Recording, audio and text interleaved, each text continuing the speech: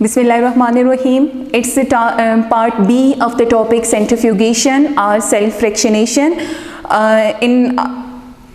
We were discussing the differential centrifugation, in which we have discussed that the settlement or the sedimentation rate for the particular size or shape measure how faster the particles settle and sediment. ठीक है, so we can increase the speed as you can see here, that first we have used the 800 gravity, then we have increased the speed up to 20,000 gravity and so on 150,000 gravity. So it depends upon the shape and the size of the molecule. If the molecule if the organelle is smaller in size, then we can use the lesser speed for lesser time, but if the molecule is very smaller in size, then we can use the higher speed for higher time. ठीक है, अब देखें हमने first 800 gravity use की थी nucleus को separate करने के लिए. So nucleus is relatively the larger part of the cell, so it is settled at this speed and we get the palette of the nucleus.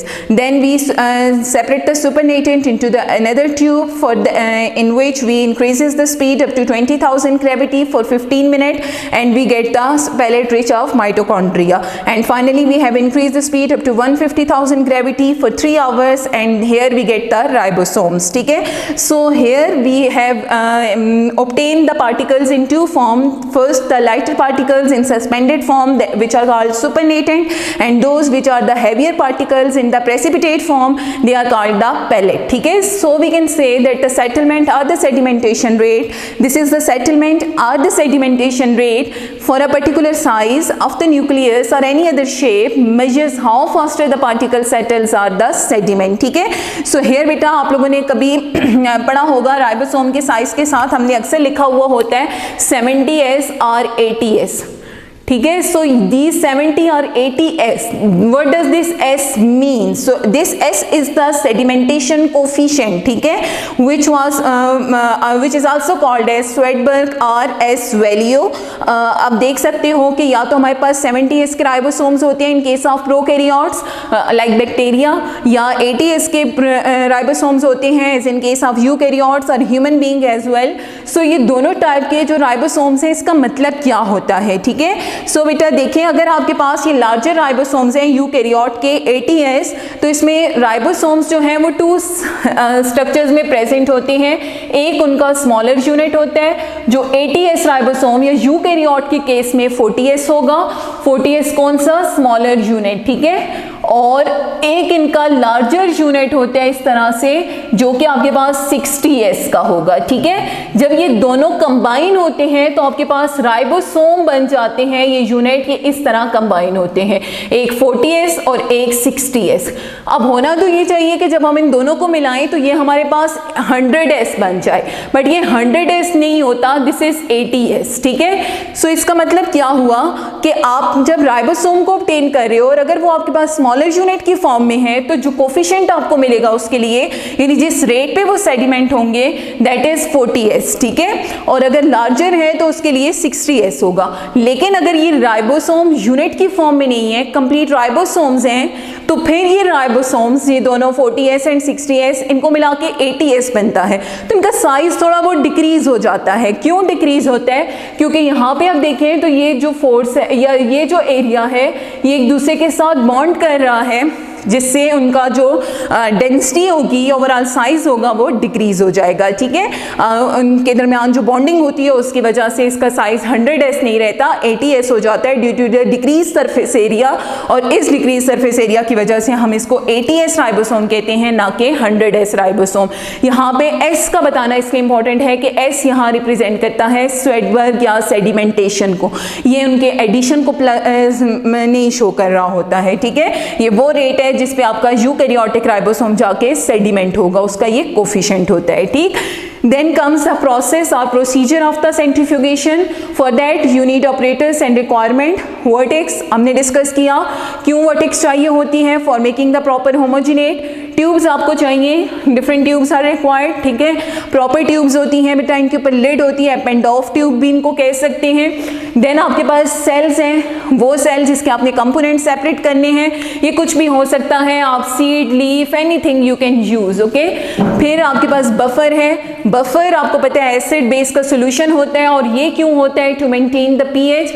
हमने पीछे भी डिस्कस किया था कि पीएच होना, प्रॉपर पीएच या ऑप्टिमम पीएच होना ज़रूरी है, और यूजुअली ये पीएच जो है वो बिटवीन 7 to 8 होती है, ताकि सेल जो है वो डैमेज ना हो जाए, ठीक है। सेल और फिर सेल के अंदर प्रॉपरली डीएनए को हमने मेंटेन रखना होता है, तो उसके लिए आपको प्रॉपर पीएच देनी होती है। देन फाइनल आपके पास सेंट्रीफ्यूज मशीन है, और ये मशीन बहुत इंपॉर्टेंट है क्योंकि हमने सेपरेशन करनी है बेस्ड ऑन सेंट्रीफ्यूगल फोर्स, और ये सेंट्रीफ्यूगल फोर्स जो है वो हमें प्रोवाइड करेगी सेंट्रीफ्यूज मशीन, ठीक।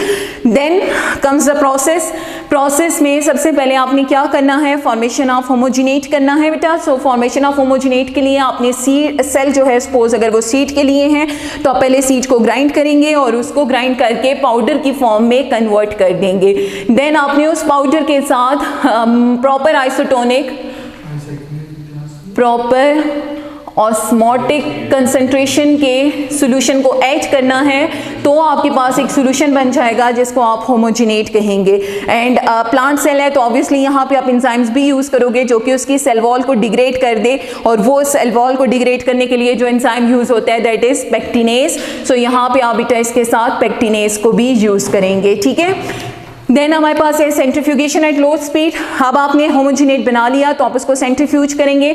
सो होमोजिनेट को आपने सबसे पहले सेंट्रीफ्यूज किया at low speed that is 800 gravity for 10 minutes.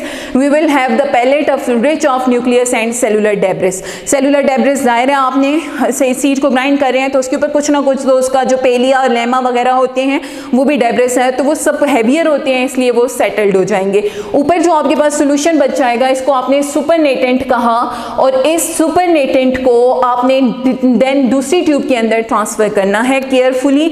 उसमें पैलेट को नहीं जाना चाहिए, खाली ऊपर से जो सुपरनेटेंट है आपने उसको दूसरी ट्यूब में ट्रांसफर कर दिया।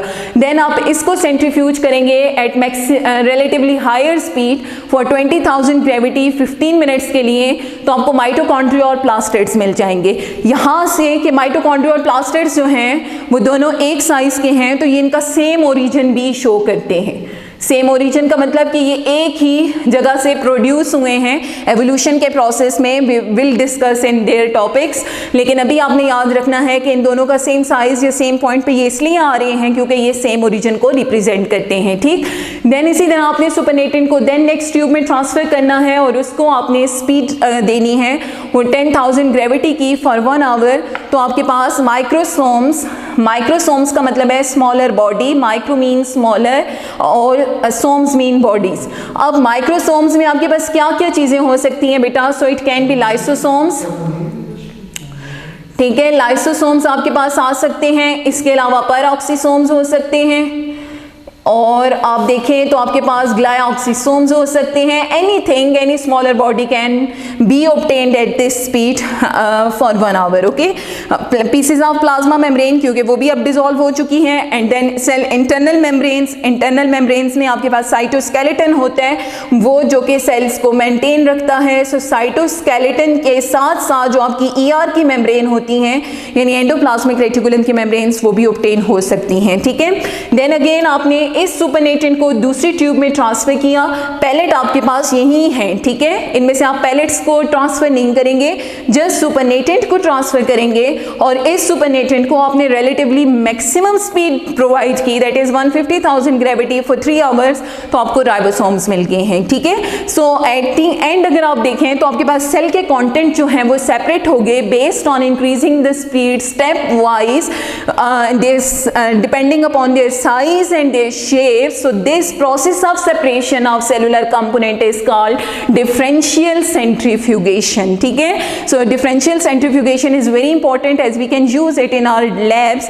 अब देखो कि अगर ब्लड में से प्लाज्मा को सेपरेट करना है तो भी हम differential centrifugation यूज करेंगे। आप ब्लड में से RBCs को सेपरेट करना चाह रहे हो, we would use it, ठीक है।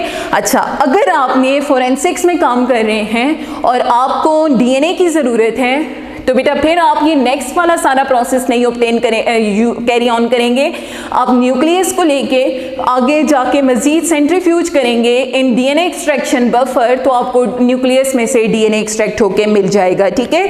So it depends upon your objective, for what part you need to obtain from the cell. So for that you will carry out the proper centrifugation process in proper buffer medium.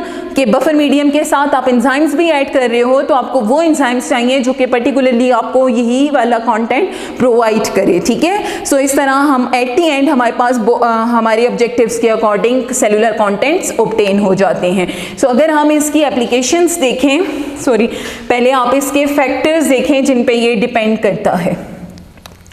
सो कौन कौन से factors आ गए जिनके ऊपर ये depend करता है। तो पहला फैक्टर आपके पास आ गया शेप, ठीक है, लीनियर है तो इजीली हो जाएगा, सर्कुलर है तो थोड़ा टाइम लेगा सेटल्ड होने में। सेकंड आपके पास है उसका मॉलिक्यूलर मास, जितना ज़्यादा मॉलिक्यूलर मास होगा उतना जल्दी सेटल्ड होगा, जितना लाइटर होगा उतना कम उतना टाइम लेगा या उतनी ज़्यादा स्पीड आपको उसको देनी पड़ेगी सेपरेट होने के लिए, ठीक है। और फिर थर्ड आपके पास आता है densities, as we are throughout talking about the mass and densities, ठीक है। So these are the three factors on which this process dependent है, ठीक है। उसके बाद आपके पास आती हैं इसकी एप्लीकेशंस। सो एप्लीकेशंस में बेटा हम इसको यूज़ कर सकते हैं किसी भी सेलुलर कंपोनेंट को ऑब्टेन करने के लिए। So we can use it in cell tissue culture, cell और tissue culture, then we can use it in labs, आपकी जो बायोकेमिकल लैब्स हैं उनमें यूज़ होता है, किसी भी ब्लड टेस्ट के लिए, किसी भी फॉरेन पार्टिकल को उसमें से आइडेंटिफाई करने के लिए, और फाइनली आपके जो फोरेंसिक्स हैं उनमें भी यूज़ होता है, ठीक है। अगर आपने डीएनए को ऑब्टेन करना है तो for that you also need to do the centrifugation, ठीक है। So this is the process of centrifugation, hope you have got it. अब अगर आपको एमसीक्यूज पूछे जाएं, और ईटा के पेपर में ये एमसीक्यूज बार बार पूछे भी जाते हैं, वो एमसीक्यू क्या होता है कि eight this speed for this time the pellet rich of dash will be obtained। तो आपने याद रखना है कि अगर हम 20,000 ग्रेविटी फॉर 15 मिनट दे रहे हैं तो we would have the pellet rich of mitochondria and plastids, ठीक है। अगर आपको ये स्पीड गिवन है इतने टाइम के लिए तो आपको क्या मिलेगा, आपने उन पैलेट्स के नाम को याद रखना है, ठीक है। या it can be asked as ribosome can be obtain in the centrifugation process at dash speed for dash time, ठीक है। So it depend upon the examiner कि वो आपको किस तरह से पूछे, बट बहरहाल यही आपके पास प्रोसेस है, आपने इसके ऊपर कंसंट्रेट करके सही से याद करना है। ओके, अल्लाह हाफिज़।